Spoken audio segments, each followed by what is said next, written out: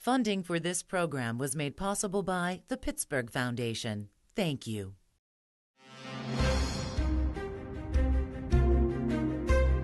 The city of Pittsburgh is home to victory parades and national accolades, high-tech companies, and world-class universities. But along with Pittsburgh's positives are problems that many cities face: blighted neighborhoods, violence, racial gaps in education and employment. How will the next mayor of Pittsburgh face these issues? Tonight, the 4 Democratic candidates lay out their plans to better the city. They're taking our questions and yours in a community forum on race and poverty.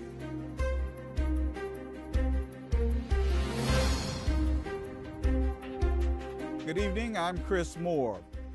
We welcome you to the Fred Rogers studio here at WQED. The primary election is less than 1 month away, and we're here to talk about the mayor's race. We've invited a studio audience to this Democratic Candidates Forum. The topic is race and poverty. Our partners are the Urban League of Greater Pittsburgh and the Pittsburgh Foundation. Joining me as co-host is the Foundation's president and CEO, Grant Oliphant. Grant? Chris, thank you. And good evening, everyone. I want to begin by thanking WQED and the Urban League of Pittsburgh for co-hosting this symposium with us. And I want to thank the mayoral candidates for agreeing to be here this evening. I know you're on a mad tear to Election Day, and it's a busy time for you, but this is an important issue. I think everybody in Pittsburgh takes great pride in the accolades that this city has received over the course of the past few years, where we routinely top national rankings about the livability of our community. But there is another Pittsburgh that doesn't get talked about very often, and it's that other Pittsburgh that we're here to talk about this evening. That other Pittsburgh is one that just today, I learned, topped a ranking of the top 20 cities in America for segregated communities. This is a community where there is another Pittsburgh where there is a frighteningly high correlation between race and poverty and youth violence and joblessness.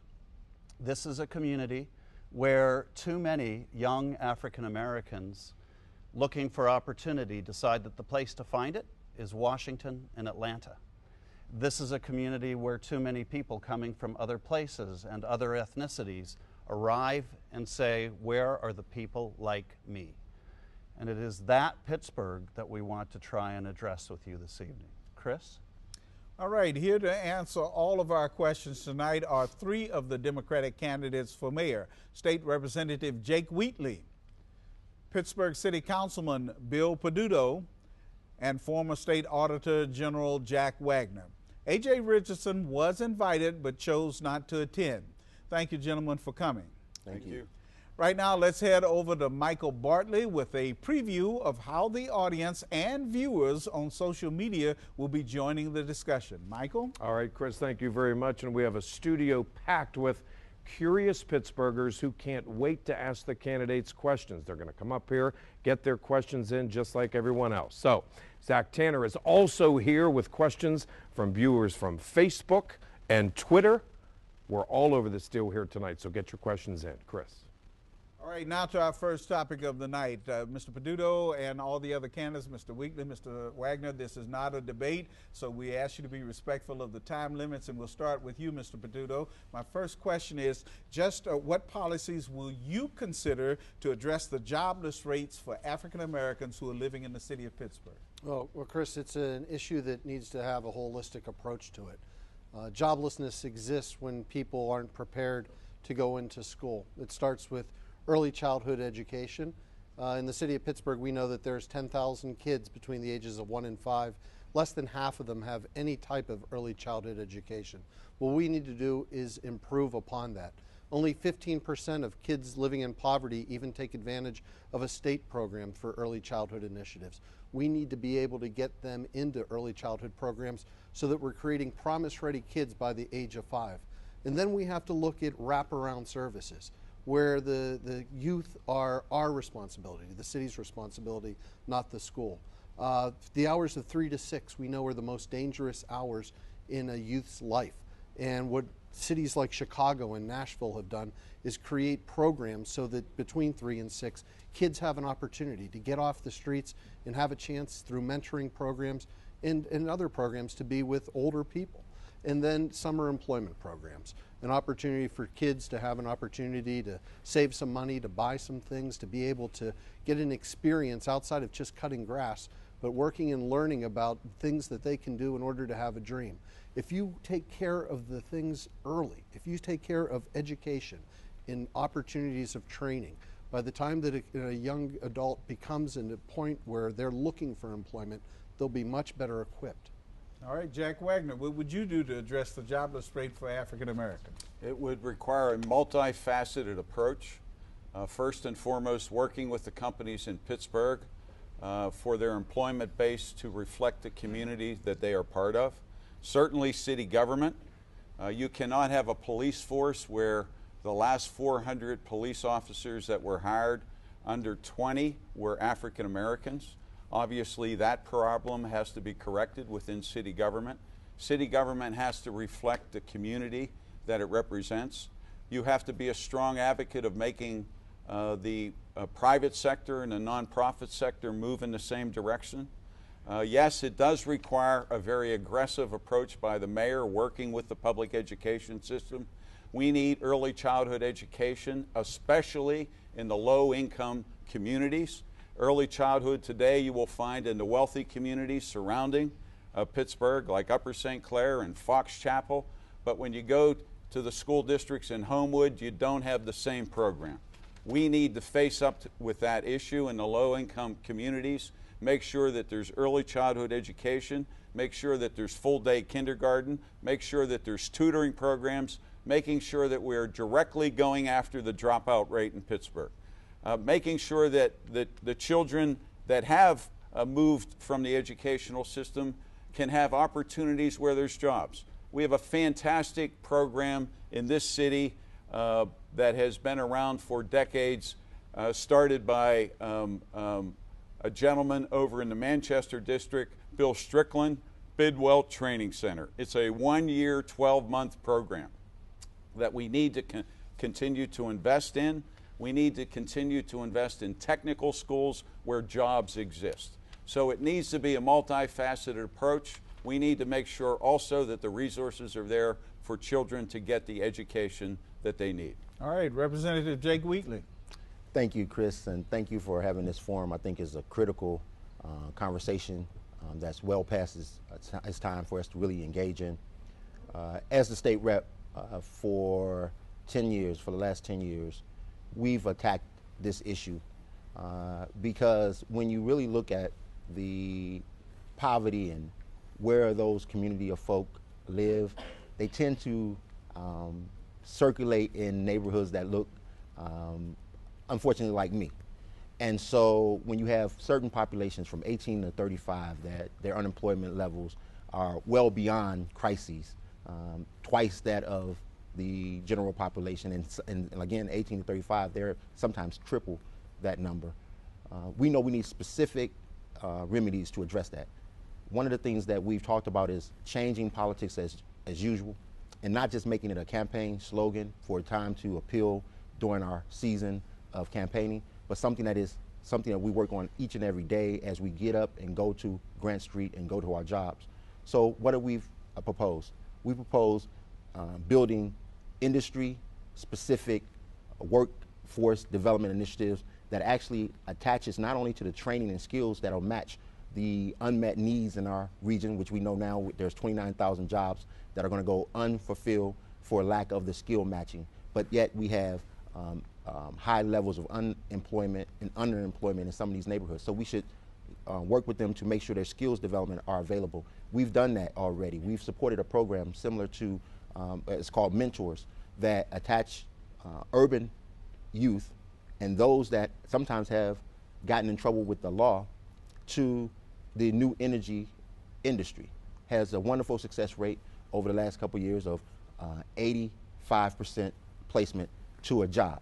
So it's not just going through a training, but it's actually attaching you to a job. The same with programs like Manchester Bidwell. I think they do a wonderful program. But you can't stop there because it's really about culture. You have to attack the culture you do have to invest in early childhood. We've done that at the state level. When I first came in, we were one of 9 states that didn't invest in early childhood. I worked on the education committee for the last 10 years. I know how to find and to build the relationships to make sure we have the quality and we have the finances. But also, we have to work with the families. When you have, many of our families are single women households. So you cannot talk about lifting families out of poverty and not talk about the joblessness of women and making sure their pay matches their skill level. At the city, we will propose that we have contracting practices that builds small businesses, women and minority firms, that doesn't talk about low bidding, but talk about best value, so that we have small businesses that are growing in these neighborhoods that will employ these people. All right, Grant? So Chris and I are going to drill down on some other specifics as we go through the program, but I'd like you to talk for a moment about how Pittsburgh becomes a truly great city by being a city for everyone and not just for some of us. I'd like to know the very first thing you would do as mayor to indicate and prove to all of Pittsburgh that you're a mayor for all of Pittsburgh, including the other Pittsburgh, and not just for the privileged few. What is the very first specific thing you would do as mayor, and how would you hold yourself accountable for doing it? Mr. Wheatley, why don't you start? Well, I've said this in numerous occasions, and I will say it here. We will stand up the day one of our inauguration, and we will identify the elimination of poverty as the #1 issue in our administration. The reason why we do that is because poverty is the root cause of a lot of our other cost measures that's driving some of our financial situations. So we would do that in an effort to make all of Pittsburgh greater. We will also identify ways by which we will use our budgetary process and attach what we spend and what we allocate through our budget, not just specifically for poverty reduction, but we will show how that it will impact our social outcomes. We will hold ourselves accountable by each year coming back to our citizens and saying, this is what we stated in the beginning of the year. This is what we've been able to do as it relates to elimination of poverty. This is what it has done to either grow our economy or stagnate our economy. This is what we've been able to do as it relates to fighting crime and reducing crime or growing crime. We will show that each and every year so we can be held accountable. The people of the city of Pittsburgh can identify with that, and every community can benefit from the work that we'll do. Mr. Wagner? The first thing an executive does in any position, whether it's the private sector or the public sector, and certainly the mayor position, is to bring good people into government. And the people I would bring into government would first and foremost be professionals, and they would reflect the community that they represent.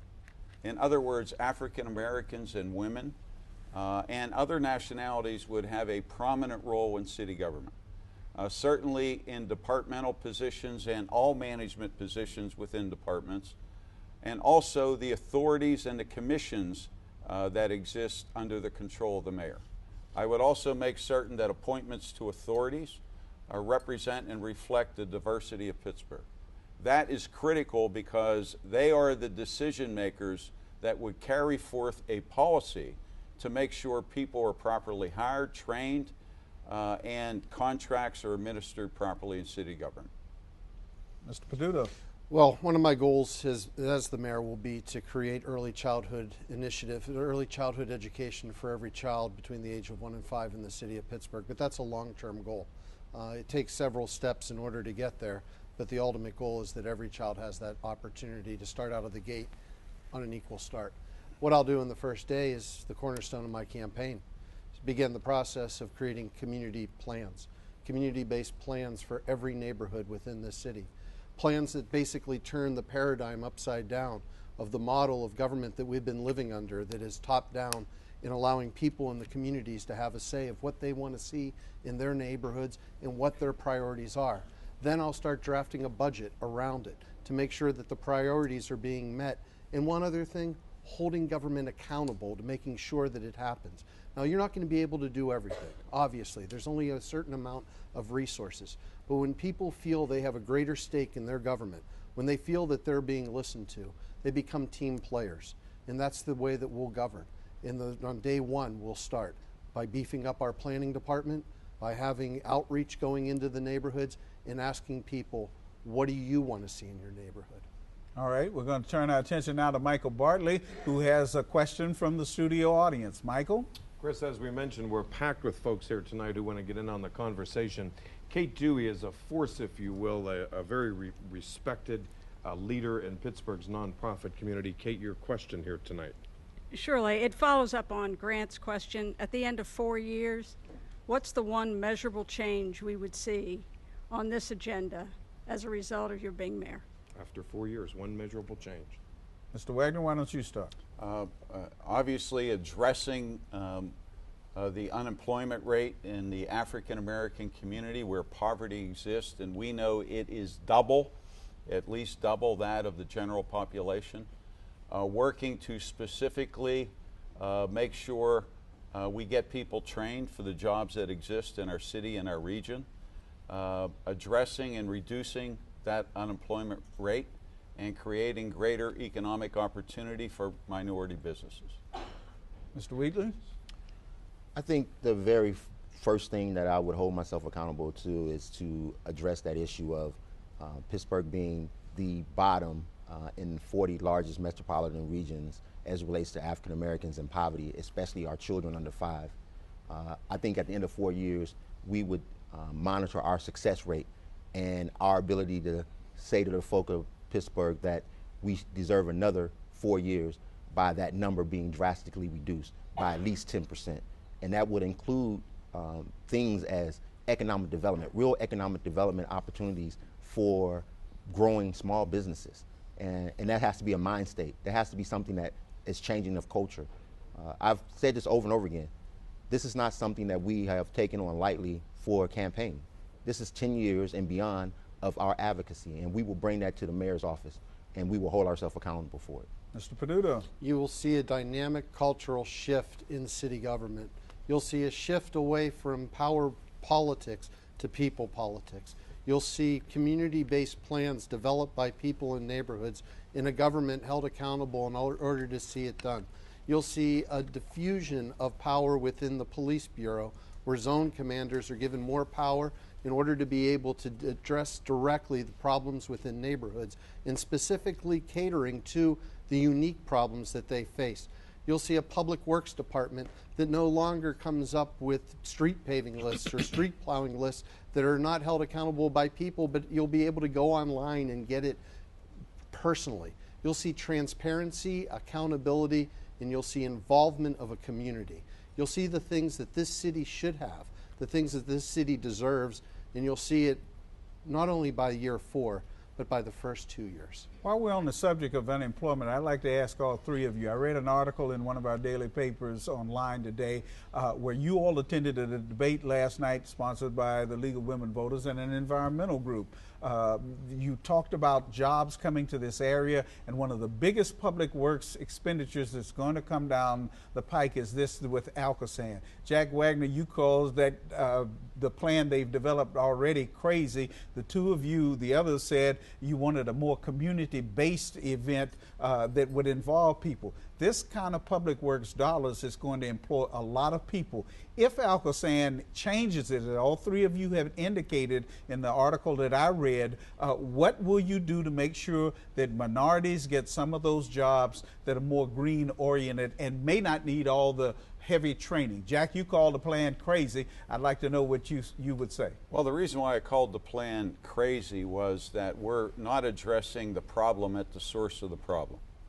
We have combined sewer overflow, and as a result of that, the proposal is we want to build these huge tunnels under the river. We understand that part, but get to the jobs, if you will, if they go in another direction, a green direction. The jobs need to be based in the communities, not in building a tunnel, and separating the rainwater from the sewer water.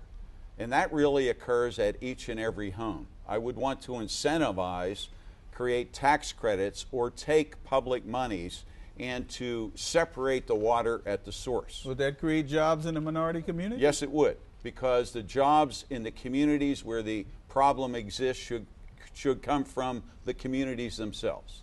So I would be an advocate of making it happen at the source of the problem, where rainwater is now going into drains, but making certain that the employees and the companies come from those communities to correct the problem within the communities. Jake Wheatley, how would you ensure minorities get part of this huge public works project? Well, one of the things we've been saying from the very beginning, this is a cultural shift. And so we would mandate anyone who is doing business with the city or doing any major public works inside of the city has a workforce that is reflective of the city. But we've heard that from a lot of politicians, sir. The only difference is I actually mean it. And so, one of the things we have talked about is you have to have plans and partnerships that meets these objectives. If you do not, then we will enforce our regulation. We have talked about, when we talked about not going to lowest bidder, but going to best value, that also includes workforce. We talked about the support that we've given to programs like Mentors and also other programs like CEA, Community Empowerment Association, that has training programs, has real opportunities for individuals in our neighborhoods. We also talk about making sure that you're giving people with past histories that may not be as straight as ours, or some of us, some second opportunities to advance. So if you're going to really attack unemployment in the African American community, if you're going to really attack poverty in the city, then you have to have an enforcement and an aggressive behavior to change culture in whoever does business with the city. Mr. Peduto, how would you ensure minorities get jobs in this huge public works project? I mean, this is going to be the big one, right? This is the biggest expense of public dollars in our lifetime. And we really have an opportunity to knock it out of the park. As the next mayor, my goal is to create a model of a green solution that not only the other Alcosan municipalities look at and say, we should be more like Pittsburgh, but cities around this country and actually around this world look at and say, we should be more like Pittsburgh. And there's a way to do it. It's not simply creating the green solution. That's a good beginning. And the idea is to minimize the amount of water that runs into the system, and that will help to alleviate a lot of the cost associated with it, because the proposal before us is the most expensive. But if we can look at communities, flat communities that haven't seen any economic development growth, think of Larimer, think of Homewood, think of Hazelwood, and instead of just creating areas where the water is running through, create parks, create green spaces, employ people from the neighborhood to come up with landscape architecture proposals, hire them to start to learn how to do green proposals. So they'd be part of the planning too. This would also be a part of a neighborhood revitalization, because people want to live next to parks. And if you think of the neighborhoods that I'm talking about, what do they lack? They lack green space. So part of the engineering solution has to be a neighborhood redevelopment plan. Part of the neighborhood redevelopment plan has to be people from the community that are employed in creating it. This could be a win-win-win. And you know what's the most incredible part about it? If we do it right, it will cost less money. All right, let's go over to Michael, who has another studio audience question. Michael? Nothing shy about this audience here tonight, I can tell you. And Dr. Howard Slaughter joins us with his question, Doctor. Often and unfortunately, African Americans lack in the areas of income, wealth accumulation, and home ownership. And as we all know, home ownership is one of the key drivers to increasing the wealth of any individual. African Americans own less here in the way of home ownership in the city of Pittsburgh. So what are some of the ways you will hopefully increase home ownership so that wealth accumulation can occur?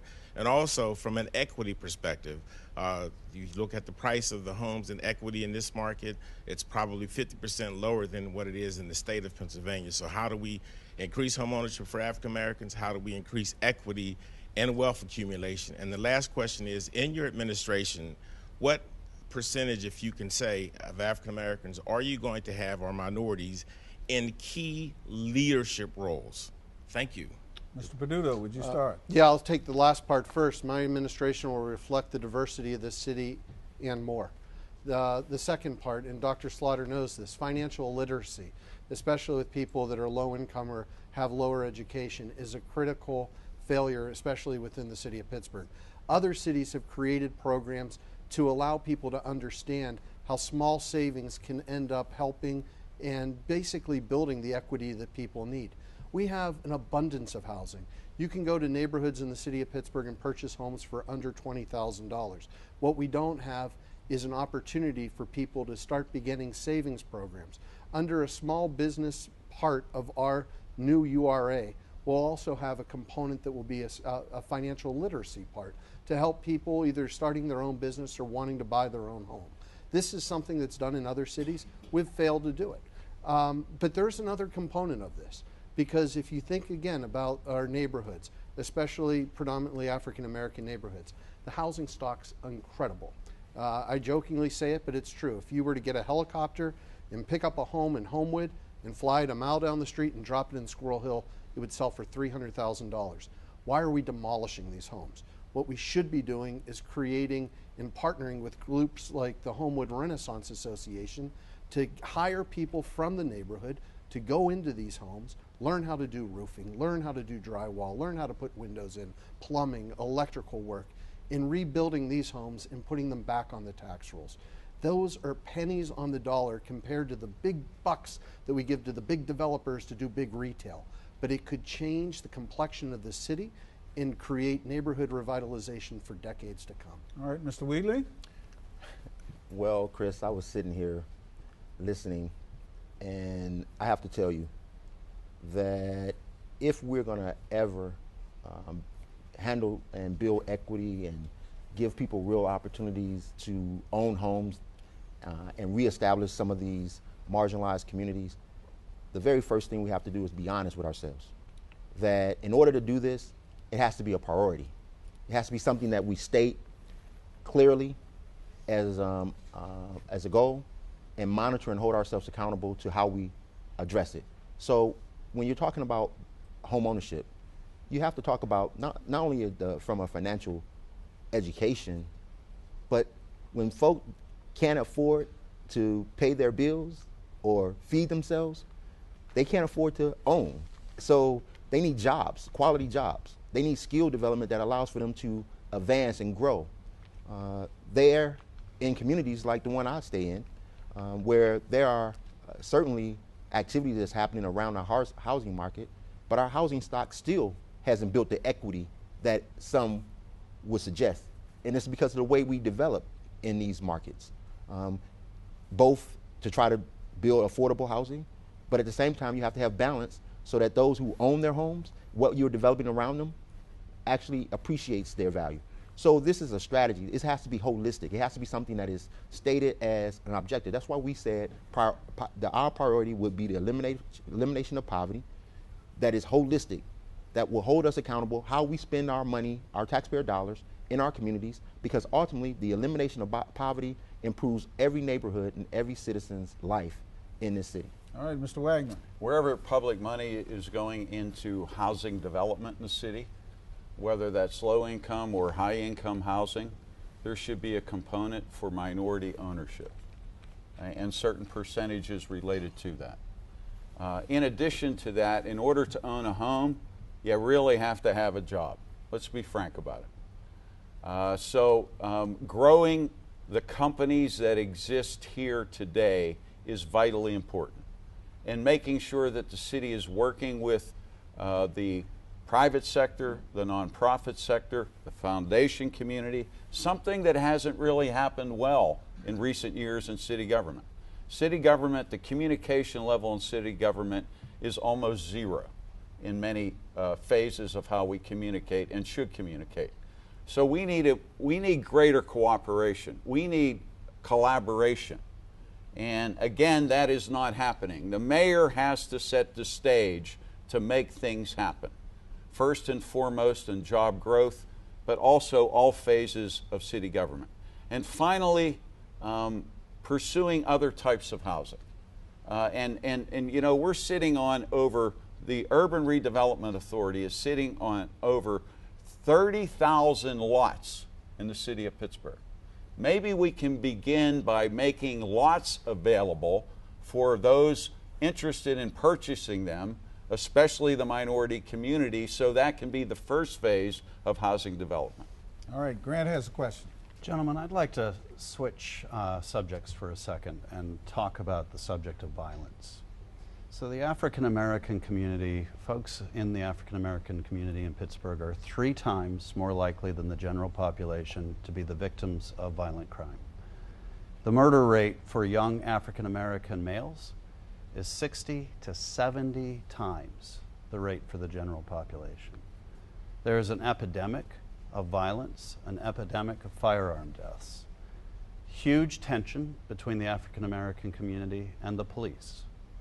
What would you do to begin to address this set of problems? And how do we know you care? Jake Wheatley, would you start? Sure. Violence is a learned behavior. I think you have to have a strategy to unlearn the behavior. That requires both an educational strategy, but it also, if you get down to why or the root causes of violence, part of it is the overabundant access to illegal guns, the access to drugs, or the open air drug market in many of these neighborhoods that have gone for years and years unaddressed. So when we talk about a selection of a police chief, and we talk about the priorities of the police department, I think providing public safety in some of these very unsafe communities would be the focal point. But also, it's not just about having more officers and making it a legal law enforcement strategy. It's also a strategy around the education, making sure we have strong educational outputs, making sure that we have after school and out of school quality programs inside of these neighborhoods. How can a mayor help with those things? Well, first, the mayor has to advocate and be a strong partner, saying that that is something that is necessary and needed. Also, we talk about from a financial perspective, because you always talk about what you want in a perfect world, but you have to pay for it. The way that we talk about paying for it is these new ideas. They're new to us, but they've been around for a long time. They're called social impact bonding. And now we saw that the Obama administration has come out with incentives and suggesting incentives for states and cities to really use this as an innovative way to bring private and nonprofit support to help us with our social issues, because we know government cannot financially support it all. So we will do a very thorough case of really trying to attack the issue of violence, again, going as part of our poverty reduction strategy, and we will use the social impact bonding process to help us pay for to moving us to that way. All right, Mr. Peduto. I think one of the interesting questions you asked is, how do you know you care? You know, I was thinking, and I was there like, well, I earned the endorsement of Ceasefire PA, the state's largest anti-gun violence organization. But that only means that I have stood up for issues in the past that they agree with and that they supported me because of that. I think the true way to say that I've cared is 17 years of working with Adrienne Young, who lost her son, working with Jackie Graham, who lost her daughter, and creating a park to remember her, working with Sue Sholo, who lost her son, and creating a memorial at St. Joe's to remember all three officers, spending time with mothers who lost their children for decades, I think shows I care. What will I do? Stood up to the gun lobby, and I passed lost and stolen handgun legislation. I received hate mail from around the country.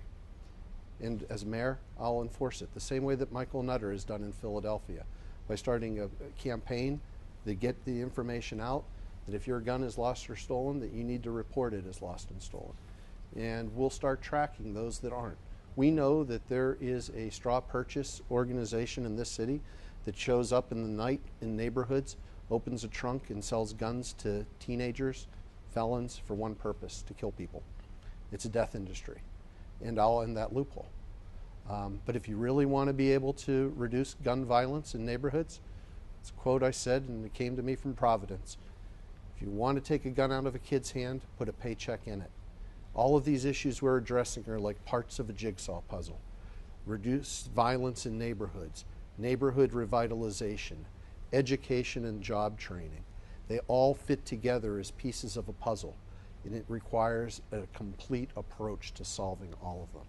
All right, Jack Wagner. How do you know I care? In 1993, as council president, I sponsored and passed one of the first assault weapons bans in the country. That was 20 years ago. Enormous pressure was brought against that legislation at that time.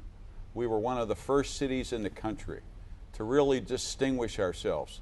And if that legislation was still in place today, less children would have died and less police officers would have died in the last 20 years. You're certain of that? Yeah. Pardon me? You're certain of that? Yes, I am. And that's the reason why the president and the vice president are so aggressive, and I support them on a multitude of issues facing weapons and guns on the street. And I support that also. But more importantly, we are going to have a police bureau that's different. We're going to have one that is sensitive to the community in which we serve, and we're going to have one that has leadership that is on the streets of Pittsburgh and is getting to know the communities that they serve better. And I'm talking primarily the leadership of the police bureau. I'm talking about commanders. I'm talking about lieutenants. I'm talking about the chief of police. I'm talking about me as mayor. You're not going to see me in neighborhoods every 4 years. You're going to see me in neighborhoods every week and every month throughout the city of Pittsburgh. Want the police union to have something to say about those appointments you'll make as mayor, sir? Well, I'm not concerned what they have to say about that. What I'm concerned is that what I'm concerned about is that the public knows that this is part of a community reaching out to their police bureau and having interaction. Community-oriented policing is not a new idea in this country, but it needs to be re-implemented in the city of Pittsburgh. We have to also solicit more children who want to be police officers with programs in the public school system, with programs to prepare people to be police officers at the Community College of Allegheny County. We need to make policing a more participatory process where they get to work with the communities better. All right, before we leave the question of violence in the community, I read these things in the paper, so you have to forgive me. Today I read an article about Councilman Ricky Burgess. The Reverend Burgess says he wants cameras in the community and gun-sounding microphones that can detect gunshots. As quickly as you can, yes or no, Jake Wheatley, would you support that kind of method, and do you think it would bring down the level of violence? I would support it. I think what's most important to bringing down the violence in these communities is that we go back into those communities not with a legal strategy or a law enforcement strategy, but we go in there with an economic and a human strategy to try to develop human capital. You would support the cameras? Support it, yes. All right, Mr. Peduto, would you support it too? I voted for it yesterday. Okay, yes. all right. Jack Wagner? I support it, and technology to enhance service of government in all phases of government. Councilman Dowd says that that's just a tool, and without more police, that's just a tool that can't be used. What do you think, Mr. Peduto? Well, he's right. I mean, if you look at Zone 5 right now, we're suffering with a lack of sergeants. Officers on the street need to have supervision. If you have a lack of sergeants that aren't able to be there, then they lack that supervision. Councilman Dowd's been studying this very closely and watching it very closely. We have budgeted for the proper number of police. We have not put them through the training. Jack Wagner, you agree? Absolutely. Jake More Wheatley? police officers. Jake yes. Wheatley? More police officers will not solve that problem. All right, let's go over to another question from the audience with Michael Bartlett. All right. Keith Murphy from Northview Heights, your question. Yes, served as executive director for 20 years up in Northview Heights.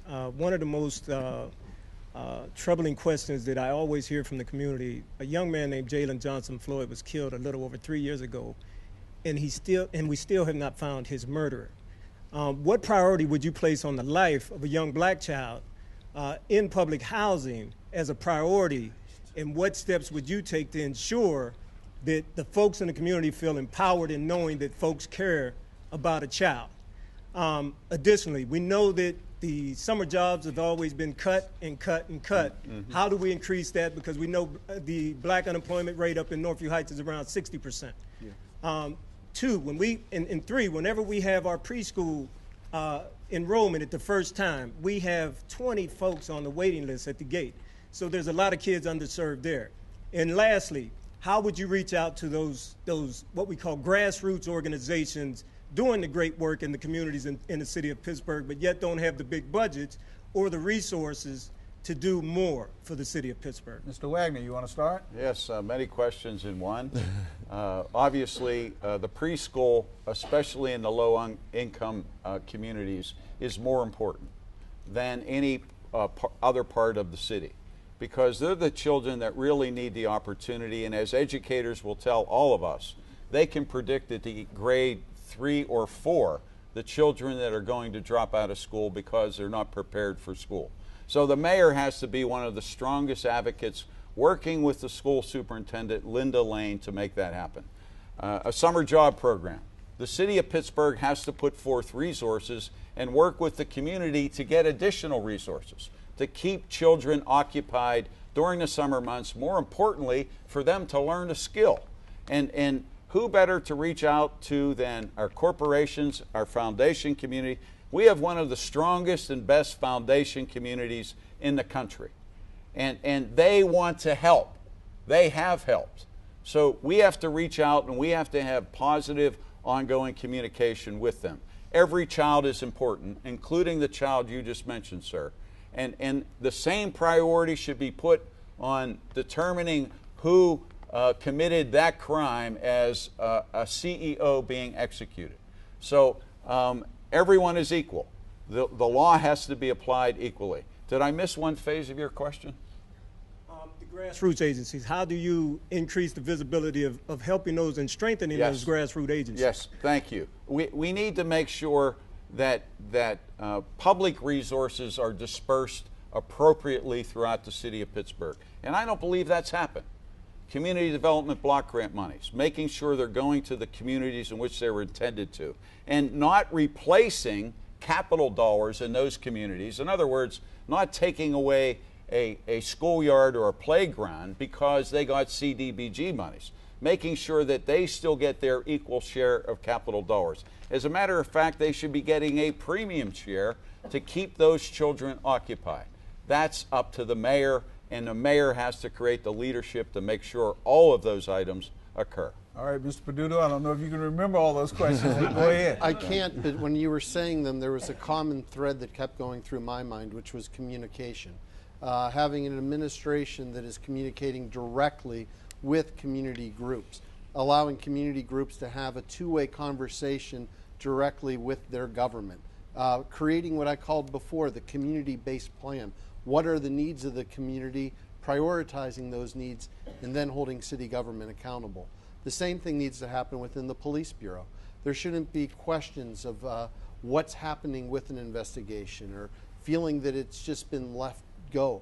A very strong community-oriented police bureau is one that has an officer in neighborhoods where people know their name. There needs to be a communication between youth and police, where there's interaction outside of just the pat-downs, where the interaction is positive and working together. I created a program several years ago. We called it Battle of the Badge. And out at Mellon Park, we brought students in from all over the city to play in a basketball tournament against police, medic, and firefighters. And the program was successful. It was cut by the current administration, but I will bring that back. There is a desperate need of communication. There is a disconnect right now between our city government and our communities. And a lot of the things that you brought up all relate directly to that, at least to me when I was hearing your question. Mr. Wheatley. So, Brother Keith asked a question that is not just about lack of communications. It's a real sense in many of our neighborhoods, predominantly African-American neighborhoods, that there is this disconnect, that those who have been hired to protect and serve them are not necessarily protecting and serving them. That is almost a combative circumstance. And so that leads to when one of our precious children has been harmed, be they black or white, be they live in Homewood or in Squirrel Hill, that some feel as if they're not valued the same way. That's a cultural shift that needs to happen. That's a leadership question that needs to change. That's a aggression and a vision that says, no matter who you are in this city, your life is just as precious as anyone else. The way that we allocate resources, the way that we police our streets, you shouldn't be able to tell the difference. There should not be a sense of difference. But that only changes when you change the type of folk who are in those offices on the 5th floor in Grant Street. They have to have that perspective. Second, what we've done over our 10 years, and I know this is partially hosted by one of our great non-for-profits, but we saw that there was a question that some of our smaller non-for-profits who are African-American led necessarily didn't have the resources or capacity to do the jobs that their mission stated. So what did we do? We didn't try to force the relationship. We tried to come to the table with some of our large nonprofits and say, look, can we take a look at how we are allocating resources to support these nonprofits? Some of it has to do with they're not at a capacity to even enter into the door to get more resources. So how do we build them up? That's what we would do as mayor. We would look at this way of resource allocation. Some of it comes directly from the government, but most of it comes from great partnerships from the large non-for-profits and business sector. How do you bridge the gap? The last part of your question is, I think, what was the part I missed? Community groups? Community groups. We have already talked about how we work with them. We think the best way to develop our community and to examine what is going on is lift up great not-for-profits who aren't necessarily getting all the praise. Again, that's why we went to the larger non-for-profits and said, look, there are some great non-for-profits that are not getting the just deserved because there are one or two man shops who are just out here doing the work. So what we would try to do is be the bridge for them, to try to connect them to other partners, to try to lift up the work that they're doing, because we have a lot of small non-for-profits that are doing great work. All right, Grand Oliphant, there are a couple of issues we still haven't touched yet. One is education and the other is health. Lead us. Okay, very quickly on education. Pittsburgh Promise is housed at the Pittsburgh Foundation as a program we're very proud of. You all just touched on education briefly in your answers to the last question. One of the things that I've learned in working with Salim Gubriel, who heads the Pittsburgh Promise and does heroic work there, and Linda Lane, who's the superintendent of the public schools, and does heroic work in the Pittsburgh public schools, two of the hardest working people I know, is that there are no throwaway kids. And whenever we talk about education, it tends to come off as though the kids are at fault. But really there are problems with the adults and the schools that we put kids in. So if you take just one example, even years into a very successful reform effort in Pittsburgh, we have students at Westinghouse High School, as an example, where just about over a quarter of the kids there are proficient in reading and proficient in math. They have no chance of succeeding in a competitive economic environment when adults train them to that level. And I'm curious to know, it's an artifact of Pittsburgh government that the mayor is not accountable for running the schools. Some of you may think that's a good idea or a bad idea. But either way, it is going to be a key determinant of the future of Pittsburgh and of the other Pittsburgh. And I'd like you not to answer early childhood education or things you'll do outside the schools. What will you do to help our schools be better? Mr. Peduto. Well, first off, the student didn't fail at 9th grade, and the proficiency level didn't just occur at 9th grade, so you can't just tackle the problem at 9th grade. What's going on in the city right now is something that I haven't seen before, and I'm pretty excited about. There is a grassroots new coalition that's building in the city. It's organizations like PFT working together with A+ schools. It's the the Pennsylvania Interfaith Impact Network, ministers joining with them, with Yinzercation, an organization of parents and teachers that on the grassroots level up that are calling for greater accountability in public education. What they need, and groups like PACey that's involved in early childhood initiatives, what they need is advocacy from the mayor's office. They don't need to be told what to do because they've come up with solutions and common sense, solutions in order to be able to improve Pittsburgh public schools. You go back to the 1970s and you look at Shenley High School, ranked one of the top 10 schools of any city in this country. And now we look and we can't think of that or vision that or dream that anymore. What we need to do and what the next mayor needs to do is to be a strong advocate of those that are on the front lines that are fighting for Pittsburgh's public education. All right, Mr. Wheatley.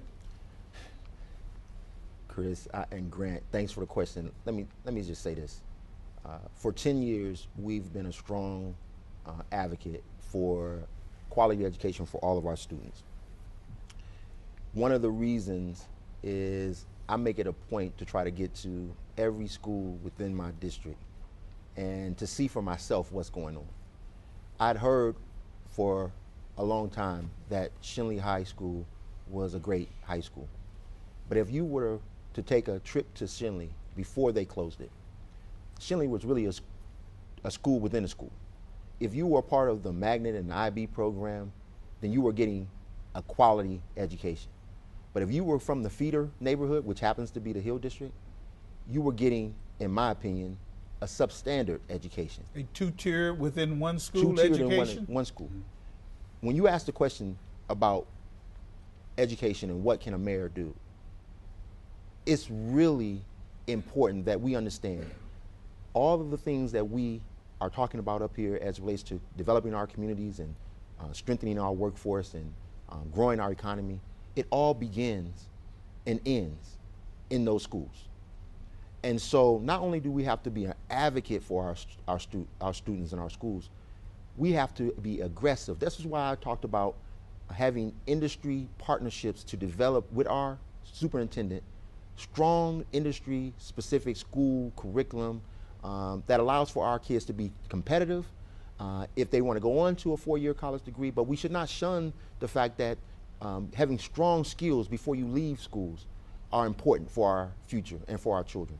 When you ask what we can do is not only talk about it, but be an active participant. There are some schools who are doing wonderful in educating and eliminating the gap or closing the gaps. We need to lift them up annually, show them as a model, and then take the best practices. The mayor's office giving priority to the education environment, lifting them up and saying, look, other schools, other neighborhoods, this is how you can do it. And we bring resources to the table to help them build those models in other schools, because the mayor's office has partnerships. I see the mayor's office as a connector, as a leverager of resources of all types. And so the schools are very important to our future, so we should be very active with our schools and what's going on in our communities. All right, we're fast running out of time, but Jack, I know you want to jump in on that. Oh, absolutely. As Auditor General, I audited every public school in the Commonwealth. There's over 500 plus 165 charter and cyber charter schools. We do not want to change the format of how the Pittsburgh public school system works. You do not want a mayor or city council determining what programs are taught there. But you do need a mayor to support the superintendent in lobbying efforts in Harrisburg and in Washington. And that's really, I think, the first charge of the mayor is to work with the superintendent and to work with the school board, especially the school board president. Every child doesn't want to be a professor or a nurse. We also need diversity within the educational process, and incidentally, we need to hold teachers accountable.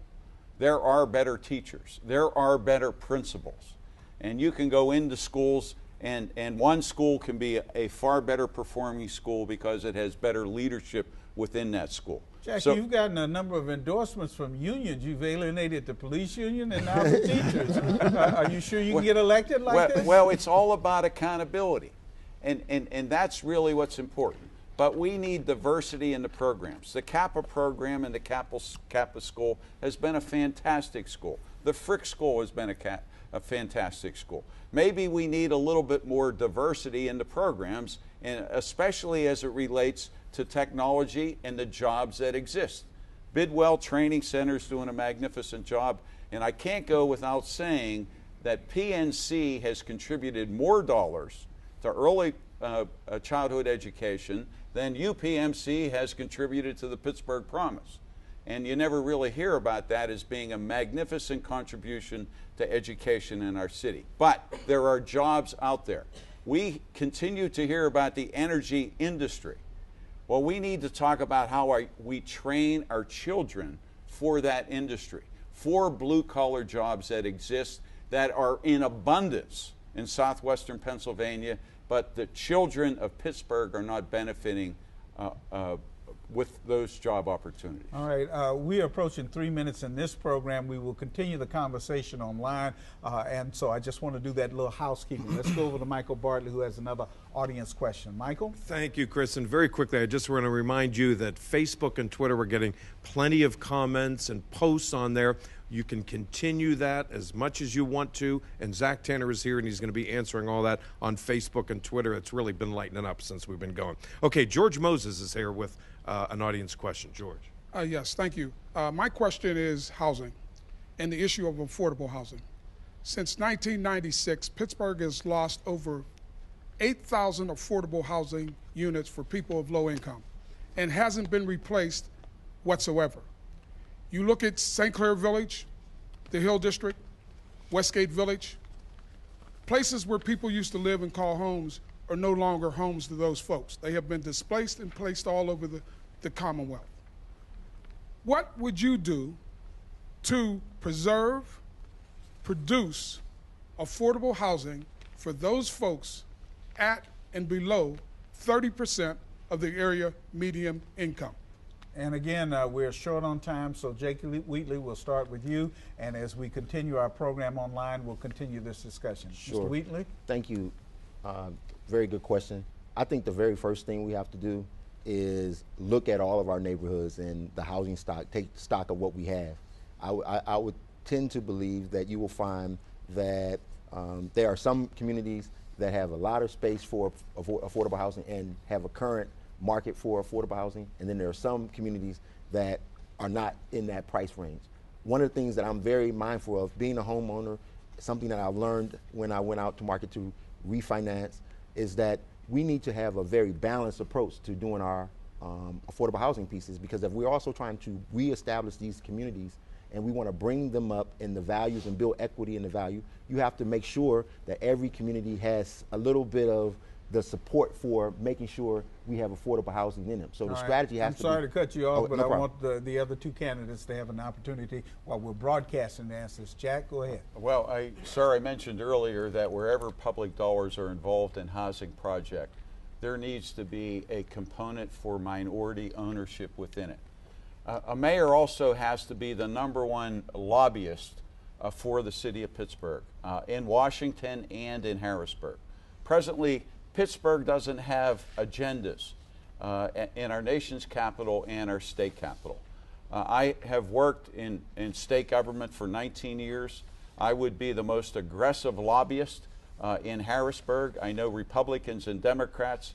I supported Barack Obama when he ran. I would be an aggressive lobbyist in Washington to bring back all available resources for housing. All right, we've got 30 seconds in the broadcast. Mr. Peduto. Thank you, Mr. Moses. #1, you don't eliminate housing until you've created housing first. So you create the housing before you eliminate it. #2, brick and mortar doesn't create community. What creates community are third places. So you create the new housing where it's near green spaces, where it's near schools, where it's near public transit, and you create community around it so that there's an opportunity for people to be a part of a neighborhood, and you rebuild this city. All right, we're going to end the first hour of our broadcast, so thanks for watching our televised portion, and thanks to our candidates who are staying right here because this forum will continue online.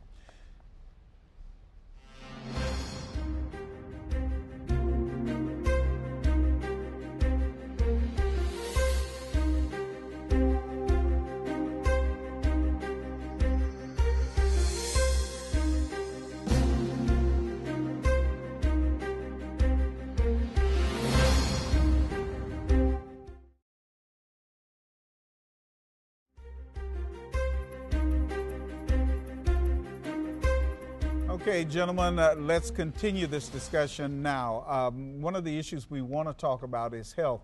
And I've been in this city since 1980. I'm proud to call Pittsburgh home, but I cannot tell you how many programs, Jack Wagner, we have done on WQED in this very studio about infant mortality rates, particularly black infant mortality rates.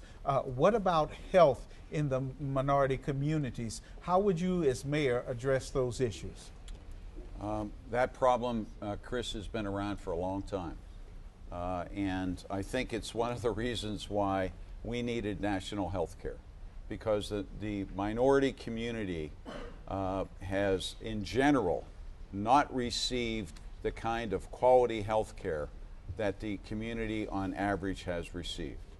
And there needs to be a focus in terms of nonprofit organizations working with pregnant young mothers to make certain that they are getting the care that they need. And I'm talking about a multitude of organizations across the board. and especially the nonprofit medical community that exists in Pittsburgh. There should be a greater focus, and we talk about what the nonprofit community such as UPMC, such as West Penn Allegheny, such as Highmark, where can they devote some of their resources? How about to address that problem? All right, let me ask you this. Do you believe the governor should accept Medicaid expansion? Yes. All right, Mr. Peduto, do you? Yes.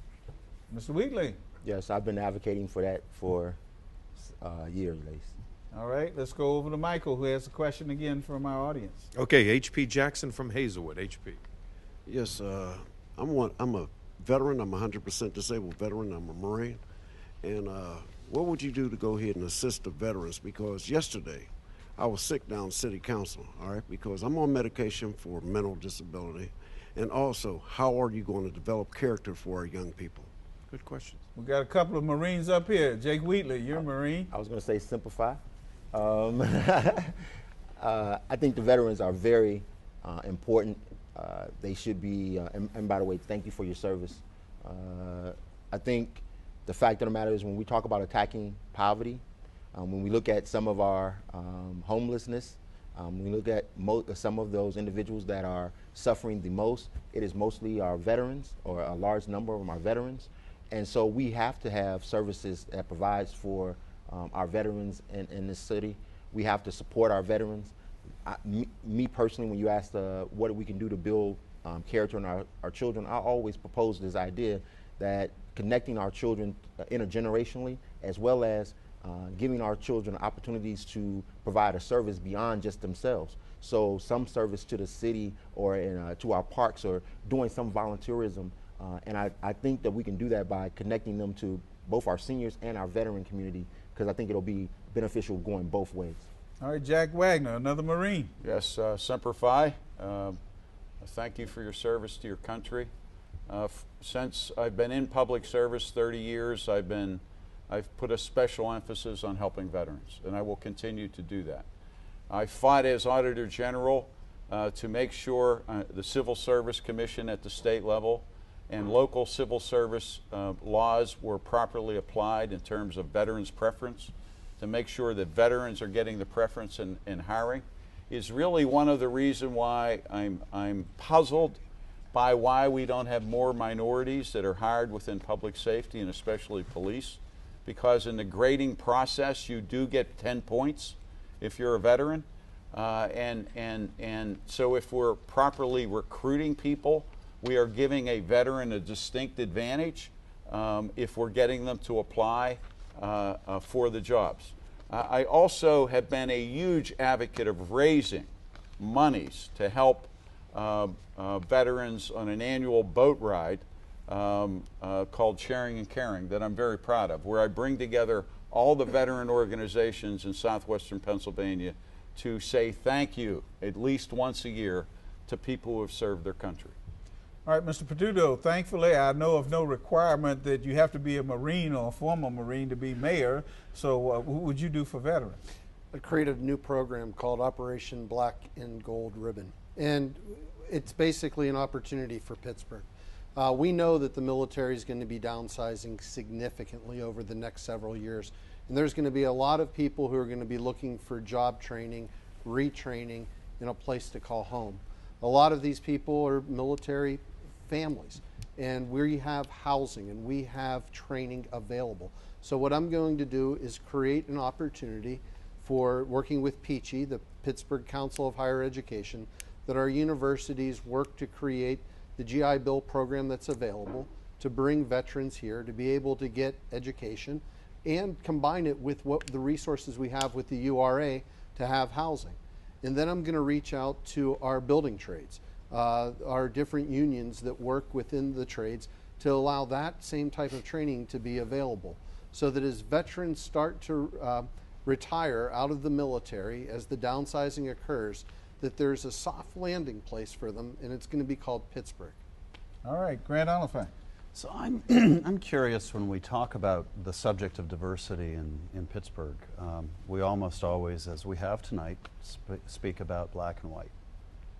But if we were having this conversation in another city, First of all, it wouldn't just be 5 guys up here, and I'm mindful of that.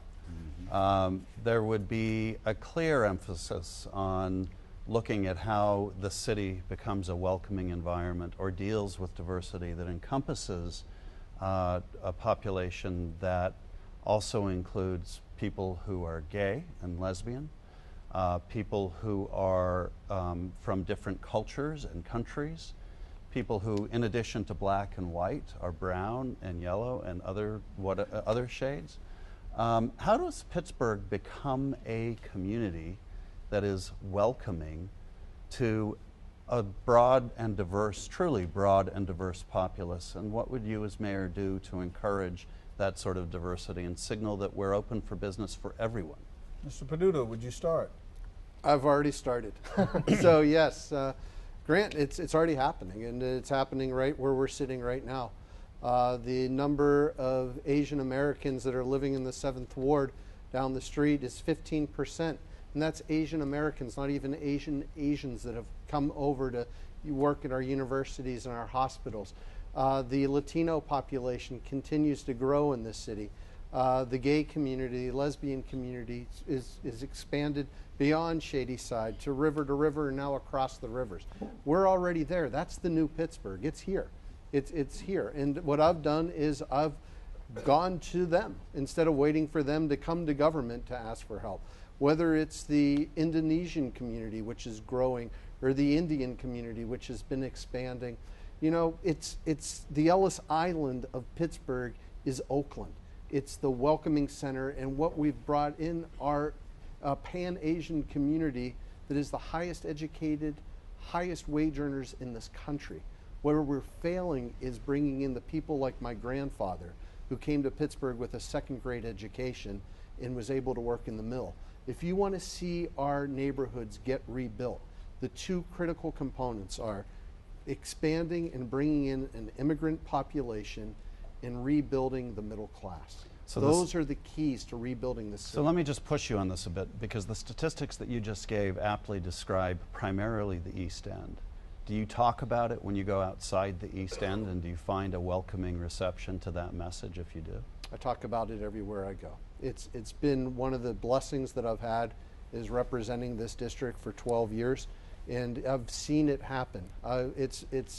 It's understanding and partaking in culture, and it reminds me of my own family's history.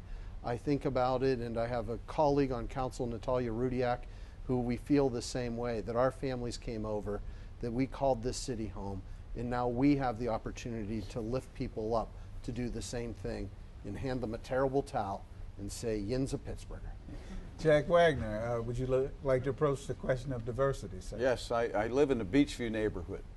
The Beachview neighborhood has the fastest growing population of the Latino community. And it's a welcome asset to the community with a couple restaurants. And it has created a tremendous diversity, but we need to do that throughout city government and throughout the city of Pittsburgh. The lesbian, gay, bisexual, and transgender community is a vital part of this community all across the city of Pittsburgh. It needs to be embraced. So does the Asian community, so does the Indian community, and I could go across the board. But most importantly, what the city of Pittsburgh needs to do is to work together with the private sector and the nonprofit sector. I was in front of the Allegheny Conference on Community Development just 2 mornings ago. That is one of their top 5 objectives. When Pittsburgh has succeeded in the past, in Renaissance 1 and Renaissance 2, to be more inclusive, to develop our city, to create more jobs for everyone, the public and the private sector have worked together. We have not seen that in recent years. City government has not been part of that solution. There has not been a collaborative effort between the public and the private and the nonprofit sector. I would make sure as mayor that happened. And Jake Wheatley? Let me just say this. There's a reason why this conversation started off in a black and white tint, because how we treat our largest segment of citizens who are currently here How we show the external world we will do with those who we know best tells a lot about our city and how open we are to diversity. And so my administration will, of course, be very open to growing our city by making sure it's open to all who want to be a part of what's happening here in the city of Pittsburgh. But I think how we treat those who are currently here means a lot. So when you have a city, again, I keep going back to the fact, how can you tell the external world that we are open for all forms of people, but those largest segment of individuals who are minority are at the bottom of the 40 largest metropolitan statistics as it relates to their economic viability? That says a lot. So until we address that issue, I think we'll always have this stigma of, yeah, being most livable for some, and maybe some of those who come into our region will benefit and grow from there. But we'll also have that second view, and that view is that's not a city for us. All right, let's go over to Michael Bartley with another studio audience question.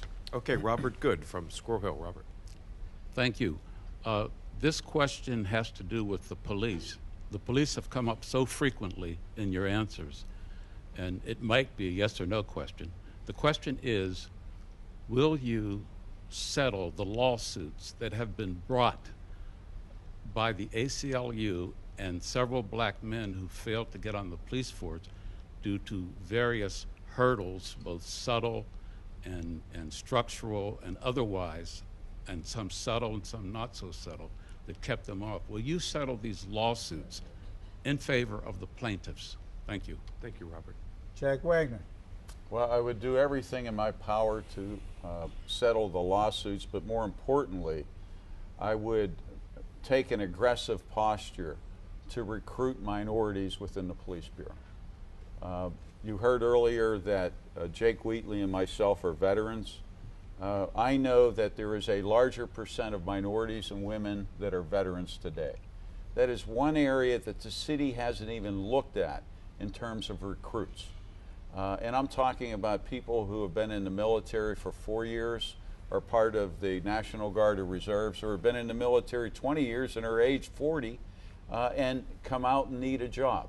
We need to identify certain populations, minorities in general, and aggressively pursue them for employment, especially in the police bureau. All right, Mr. Peduto. I'll work to resolve all outstanding lawsuits, especially the lawsuit on the way that we are doing recruitment within the police force, but more importantly, I'll work to change it so that we don't have lawsuits in the future. Mr. Wheatley. Yes to the settling of the lawsuit. I would add that I think, again, going back to cultural shifts inside of our police department, we have to change it.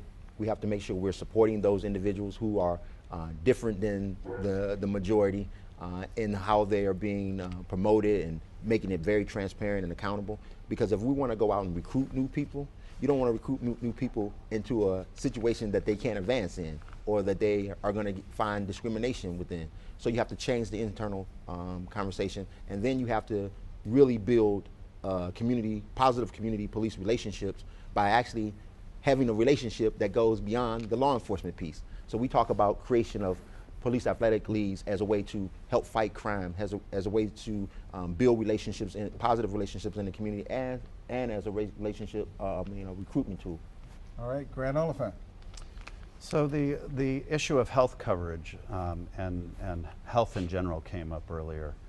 And one of the biggest health stories in Pittsburgh right now concerns the dispute between UPMC and Highmark, which is, as is often the case when there's a conflict between community giants, likely to affect disadvantaged populations first and most. To what extent would you become engaged in this fight as it evolves, and how would you address the issues of lack of coverage for the disadvantaged population in Pittsburgh? Mr. Wheatley, would you start, please? First, I think it's important that our large not-for-profit and one of our largest employers in this region exhibit the behaviors that we want to see. So they should treat their workers well, and their workers should at least be able to afford a health coverage within their system. So we want that. But as it relates to the lawsuit, we think that's a that's a conversation that is years and years in the making, and it's probably not going to be the positive one that we want to have happen for our citizens. So how we engage them, we should engage them in a real partnership. They have been a leader in helping us weather this economic recession. So we shouldn't treat them as if they're the evil engine. We should figure out ways that, like we did with the Pittsburgh Promise, I've always talked about our future financial challenge for the city will be our pension obligation. So why not go to our large non-for-profits and say, instead of just dumping money into our general fund, we have a pension obligation that we might need another $15 to $18 million. Why don't we talk about an investment towards the pension in an ongoing way? At one point in 1997, I think the large nonprofits together were paying the city somewhere close to $10 million. Today, they're under $3 million. I think there's a conversation to be had around specific long-term viability of our city, and they've shown themselves to be vested in the city. So I think that's the best way to go about that. Jack Wagner, you next. Well, UPMC is a very profitable nonprofit. They are not the Little Sisters of the Poor. And therefore, we have to be far more aggressive with them, at the same time having a dialogue. I don't like the fact that people at the lowest rungs of employment within UPMC, cleaning workers, etc., seek food stamps because they're not paid sufficiently. So I think a lot needs to be done, but I've said the first priority in this region right now, today, for the next 5, 6, 7 days, is to save West Penn Allegheny, to make sure we create competition with UPMC. If West Penn Allegheny falls to the wayside, there is no competition. One of the problems in this region in terms of health care, the high cost of health care, it's the highest in the nation. And employers and labor unions will tell you that. We need competition in the healthcare system to keep the cost of healthcare down for everyone. If in fact we can negotiate anything, it's a great idea to negotiate health care for those who don't have it. Jack, are you suggesting you would tell UPMC what to pay their lowest paid workers? No, I wouldn't. But there is a separation in this country between the wealthy and the poor that is unacceptable. And we must be... How do you deal with that without ordering some company, be it UPMC or anywhere else, to pay higher wages? I'm not ordering anyone to do anything except be an advocate of paying your people fairly. So a fair living wage you would be an advocate of? Yes, I am an advocate of a living wage. As a matter of fact, I'm an advocate also of increasing the minimum wage. And if you really looked at the minimum wage over the last 30 years, if it would have increased the same as inflation, it would be $20 today. So what's the big deal with the minimum wage? All right, Mr. Peduto. I've represented the district that's had West Penn in it for 19 years now, and I've had the opportunity to be involved in this discussion for the past 2.5 years since West Penn was downsized and then we got the emergency room back. Keeping the West Penn Allegheny system whole is absolutely critical. The only way to do that is with a partnership with Highmark, and so that does have to happen. UPMC is a purely public charity. It's granted that. That is a provision that it's given. It should serve as a charity. And serving as a charity comes with accountability.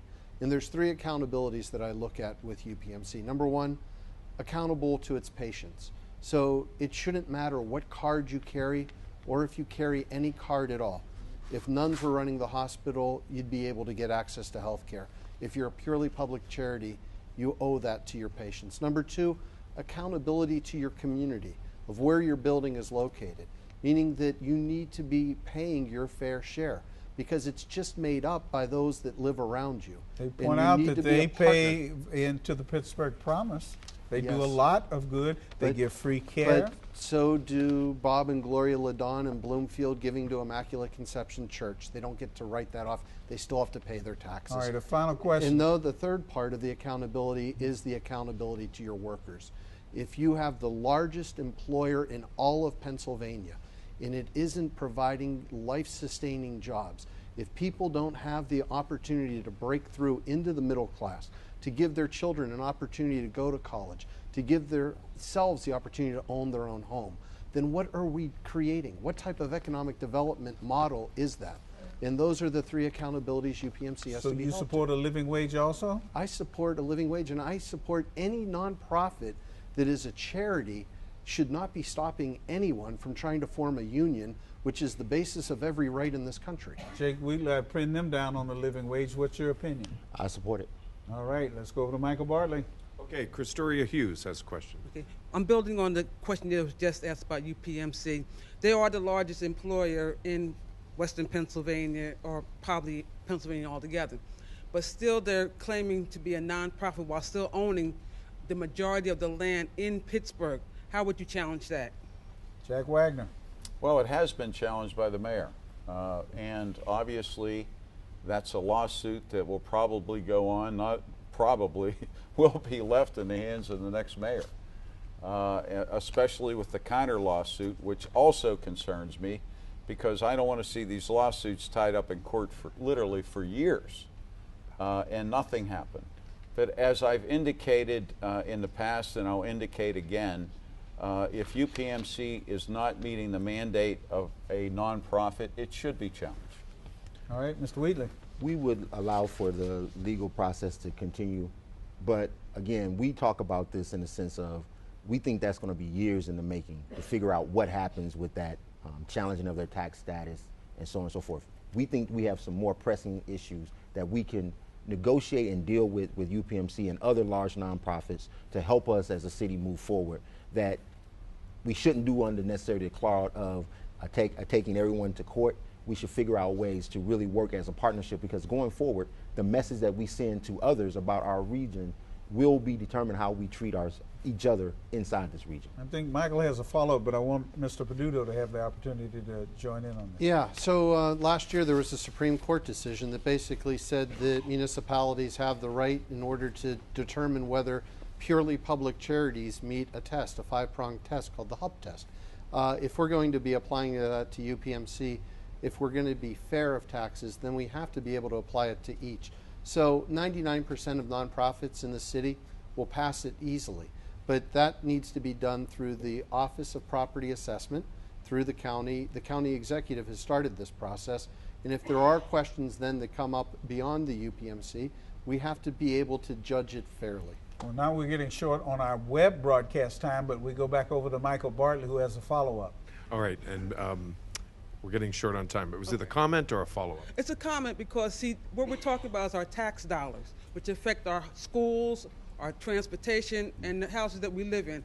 All of the UPMC employees pay taxes if they own any property.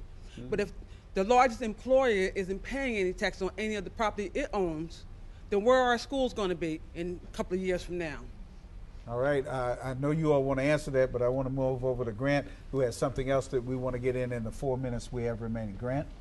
Okay, so very quickly, I'd just like you to, we talked earlier about planning and having a process of neighborhood planning that would engage residents, that where residents would have the opportunity to pursue employment, but also participate in the design of their communities. We've seen that overturned more often than not. And I'd like to know what your commitment would be to restoring the Office of City Planning and to have it play an active role in engaging neighborhoods in the city. And I remind you all, our time is short. Mr. Peduto, would you start? It's what I've done for 19 years. In fact, I come into this race with more economic development experience than anyone that's ever run for mayor before. Over $4 billion in 19 years, $2 billion in the 12 years that I've served as a member. And what every single project that we've done has gone through was community approval before it ever went to City Council, the Zoning Board, or the Planning Commission. We created neighborhood plans in areas like Center and Baum, in Ellsworth Avenue and Highland, and then we tackled the most difficult neighborhood in our district, East Liberty, spending 2 years developing that plan, and 2 years after it we were breaking ground on Whole Foods. I know that if we can do it in the 90s in East Liberty, we can do it in every neighborhood in this city. Jack Wagner. The city has reneged on its responsibility to really be a planning agency like it was in the past. In addition to that, the Bureau of Building Inspection is one in which doesn't have leadership and hasn't had it for the last 3 years. And it hasn't modernized. A person who wants to get something done in city planning to have plans approved, or the Bureau of Building Inspection has no time frame by which they will know the plans will be approved or not approved. So that's an area of city government that needs drastic improvement in terms of its professional responsibility. Every single community in this city, every single neighborhood has to have its own planning agency. And if it doesn't have it, the city should be working with it to develop an organization by which they can tell us what their priorities are. Mr. Wheatley. I'm smiling because for the last 10 years, this has been the central question, because as Grant has stated, many communities have plans already. They need to be updated and tweaked. But what hasn't happened is, one, the capacity, the organic capacity in these neighborhoods, because when others talk about listening to what the community wants, it's powerful when those communities have real strong organizations and they can tell you and they can organize and they can plan for themselves. But it's a whole different story when you're trying to bring back marginalized and underserved neighborhoods. And it goes to a capacity question. And then it goes to the implementation, the funding to be able to not only have a plan, but actually see your vision become a reality. All right, we do not have but a minute left. Very quickly, starting with Mr. Wheatley, we started talking about race, minorities, people of color, and people in dire economic situations. Why should any of those people vote for you for mayor, sir? Because if you're tired of politics as usual and the same old, then do something different, because we're going to bring a different city government for you. Mr. Wagner. Because I bring the experience and a new approach to city government, of which city government is old, is worn out, and needs to be fixed. All right, Mr. Peduto. Because I've been there for people in the past. I've never been part of the machine, and because people know that when I get elected mayor, they'll have a seat at the table. All right, our forum has come to an end. Our thanks to our partners, the Pittsburgh Foundation and the Urban League of Greater Pittsburgh, the candidates, and the studio audience. If you missed any of tonight's forum, you can watch it all online at WQED.org. Thank you for watching, and good night.